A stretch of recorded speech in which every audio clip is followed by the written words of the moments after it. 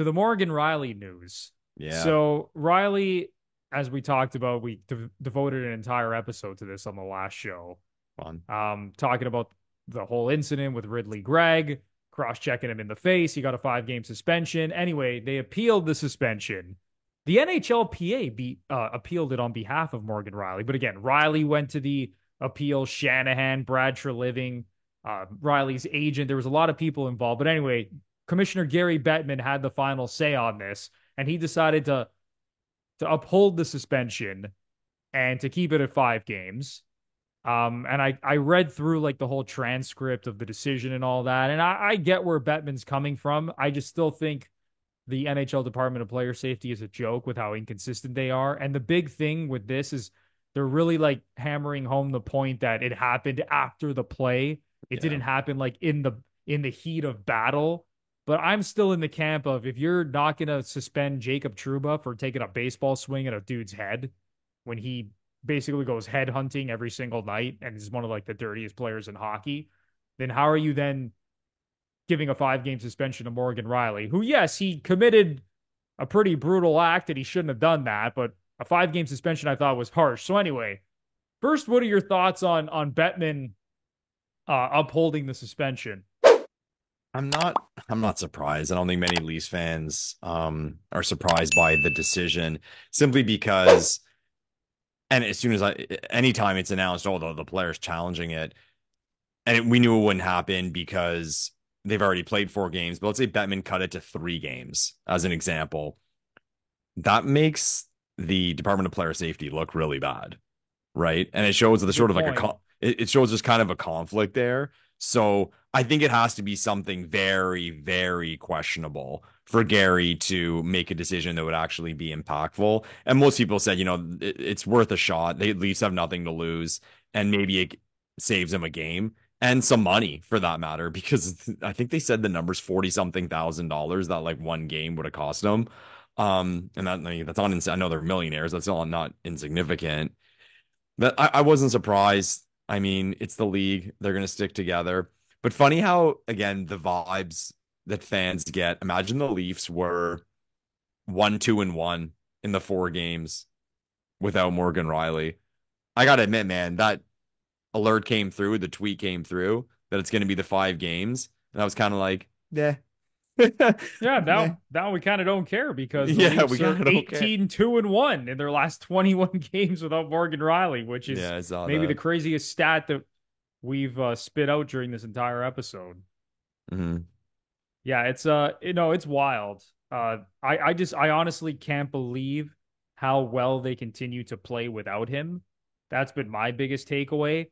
I don't totally agree with Bettman upholding the suspension. Like, I think it was more of like a 3-game suspension. He did reduce Spezza's suspension Hmm. a couple years ago when Spezza got 6 games for that flying knee to Neil Pionk in the Yeah. Jets game.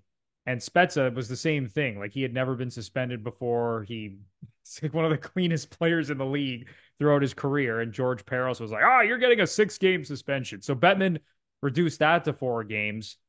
So yeah, I thought I still don't think it should have been a 5-game suspension, but man, the way that they are playing without Morgan Riley, it's unbelievable. Like, I don't think they're better without Morgan Riley, even though Of the course not. numbers, like their record would indicate that they actually are, which is Yeah. insane. 114 point pace someone posted. They've been without Morgan Riley in his It career. is it is absurd because it's not only the last 2 seasons, like all time. I think the Leafs are like 42, 18, and 8 or something crazy like that without Riley.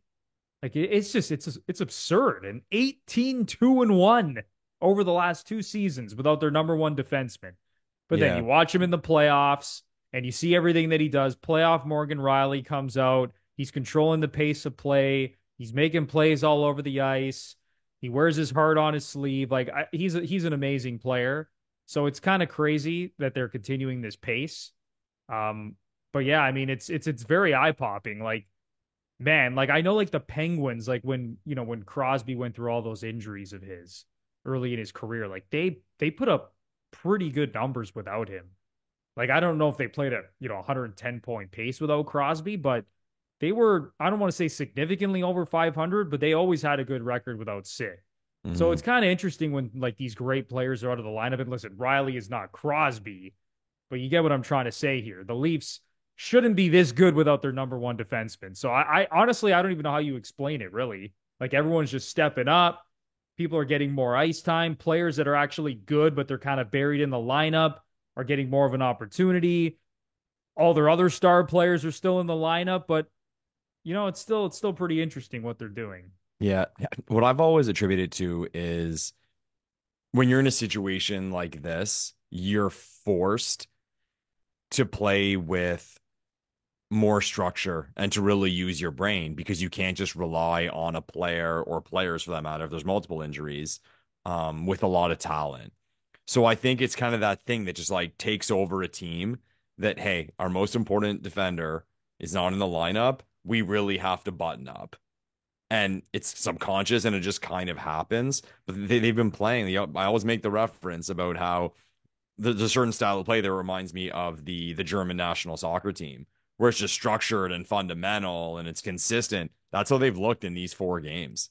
Like they've looked fantastic in these games. Maybe not the Flyers game, like that one they kind of escaped, but like that road game against St. Louis, it's great. They played amazing. Obviously the Ducks are the Ducks, but we blew them the fuck out. Sure, why not? So bravo to them, bravo to Keefe. But like I said, I just think it's a thing where teams are forced to play a they're forced to play a structure that's more suitable to win as a team. I guess that's the best way to put it. Yeah, looking at the numbers, just the ice time of all the defensemen since Riley's been out of the lineup. Obviously, the big guy that stood out is TJ Brody. He's leading the team in ice time, playing over 23 minutes a night. So Brody over 23 minutes, Liljegren over 23 minutes. Lily's look good, man, in Yep. these games. Lily's looked really good, my boy. McCabe over 21 minutes and Benoit over 21 minutes a night Crazy. during this Benoit. stretch without Morgan Riley. So yeah, it's pretty awesome how much everyone has stepped up. Mm. Like Brody's looked great. Like you said, Liljegren has looked really solid because, people were starting to sour on him a little bit. Like, he's never going to be what we thought he was going to be when we drafted him in the first round. But I think it's just a matter of when guys are out. See, the thing with the Leafs is they're so top heavy. They have these 4 guys making all this money. Then you have Riley, who's the fifth highest paid player, making 7.5. And those guys are just going to play a lot. That's just how it is. Like, go look at the Colorado Avalanche. Their Uh, top guys play so many minutes. But the thing is, there's other like good players on the team. And sure, they're not like superstar players, but when they get a bump in ice time by 2 or 3 minutes a night and get to showcase their talent a little bit more and get a little bit more comfortable and get a little bit more confidence, it's not the worst thing in the world. And I mentioned this that first game when they played St. Louis, when Riley was out, the first game of his suspension, Marner and Tavares were both ruled out with the flu. The Leafs went from minus 210 favorites on the money line to minus 190. So it mm. just goes to show like the books, even when these star players are out, like they still view the Leafs as a really good hockey team, right? And maybe that's just because like Matthews and Nylander were in the lineup. So they're like, whatever. Leafs are going to fucking win as long as these 2 guys are playing. But it just goes to show, man, maybe the Leafs are a little bit deeper than we give them credit for, and that we're just kind of blinded Ooh. by how much the core 4 actually carries them. Because even look at like Bobby McMahon, for example. Like he's gotten a little bit more ice time, getting a little bit more opportunity. All of a sudden, he looks like he's actually a pretty good player, He's gonna and get a that they shot in the might, top 6. He's gonna get a right? shot.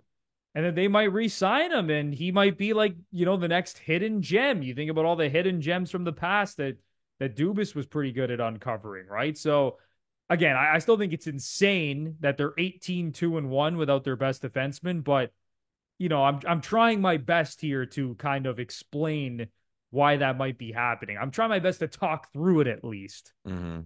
I hear you. Yeah, but keep it going, boys. But let's be honest, as Leaf fans here, Arizona's lost what, 10 in a row?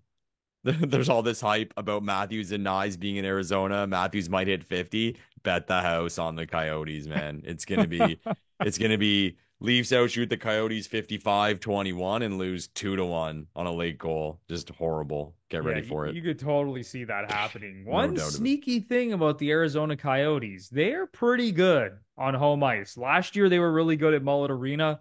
This year, 15-13 at home, 8-15-4 on the road. So they definitely play better in that arena. Now, I still think the Leafs are going to win the game. They're playing well. Like Matthews is going to score 50, right? Like it's too much of a storybook to score his 50th in Arizona. Like it's Yeah, going to dude. happen. Mm. And I know like 50 goals at this point is kind of nothing for I Austin know. Matthews, but it's I still going to know. be pretty cool. He scores 50 in his hometown against the team that he grew up cheering for, right? It's going to happen. If Has to. If Matthews scores, here's a question. This is interesting. Social dilemma here. If Matthews scores a hat trick in Arizona, would Coyotes fans throw hats Oh, absolutely. as the Arizona boy? Absolutely. You know why? Because Uh, they're holding out hope that one day yeah, right. down the line, he's going to say, you know what? I'm bringing my talents to Arizona and That I'm was going to go prob play for the Coyotes. how we talk about Leafs hate and how it affects people's brains. That may have been the worst take of Oh, that. horrible take. Like he's gonna go to Arizona. Why? Because he's from there. Then I will make that argument for every player from the GTA ever. Like if I could just Yeah, say, oh, he's from Toronto. Well, it's not that easy, guys. Especially in a terrible franchise. Why would he go there? oh, that's the thing. You're leaving like the best franchise in hockey. And again, not like the most winning franchise, but like the The best, most richest. well-run, like you are treated like a god franchise to basically the worst franchise in the sport. Yeah, Like, why would he do that? He's gonna To go me, play I at always Mullet viewed it as Arena. sort of like an end of career thing. If Mm, after he wins a cup, wins some more individual awards, maybe he goes, you know what? I'm going to go back to the desert. Maybe play up my last year or two in Arizona. yeah, they give him a lot of money, make him captain, farewell tour. Why not? Yeah, it's possible. Mm.